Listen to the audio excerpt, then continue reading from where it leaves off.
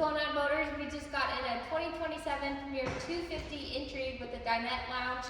This has been a hot ticket item for 2026 and 2027. Let's climb in this boat. We have the lily pad ladder on the back, making it very easy for you and your pets to get into this boat.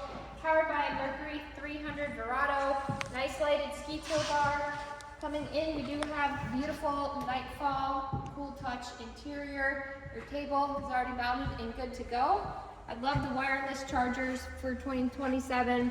Really nice spot. Put your phone. You have elevated captain's helm, very comfortable seating with your Simrad display, buttons on the side, making this a very seamless look. Dinette lounge. This is one of my favorite layouts. So you and your captain here can have a nice conversation, and you have a very nice setup speaker caddy with a cool cup holder, storage locker here, speakers, wireless charger.